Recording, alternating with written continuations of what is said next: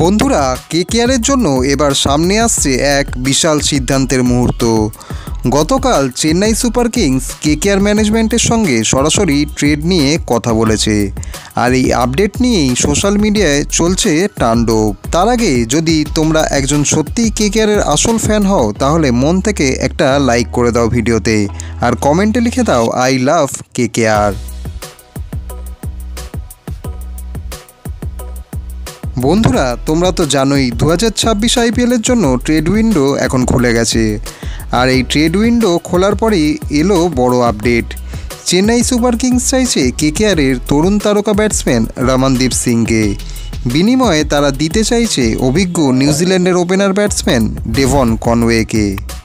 তোমরা একবার ভাবো তো, একদিকে তরুণ শক্তি রমনদীপ সিং, যিনি ভবিষ্যতে কেকেআরের জন্য বড় সম্পদ হতে পারেন, অন্যদিকে প্রচুর আন্তর্জাতিক অভিজ্ঞতা নিয়ে আসা ডেভন কনওয়ে, যিনি কেকেআরের ওপেনিংয়ে সুনীল নারিনের সঙ্গে দুর্দান্ত জুটি গড়তে পারেন। তবে কেকেআর এখনও চূড়ান্ত সিদ্ধান্ত নেয়নি, তবে ভিতরে ভিতরে আলোচনা চলছে এই ট্রেড কি দলের জন্য লাভজনক হতে পারে। 2024-এ কেকেআরকে চ্যাম্পিয়ন করার পেছনে রমনদীপ সিংয়ের বড় ভূমিকা ছিল। ঠিক আছে, 2025 মৌসুমটা তার ভালো যায়নি, কিন্তু এক সিজন খারাপ যাওয়া মানেই যে খেলোয়াড়টি শেষ হয়ে গেল, সেটা কি সত্যি?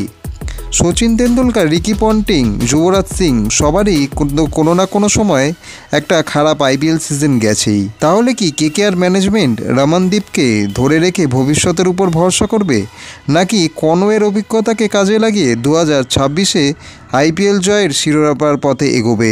বন্ধুরা, তোমাদের কি মনে হয় এই মুহূর্তে কলকাতা টিমের কাকে বেশি দরকার?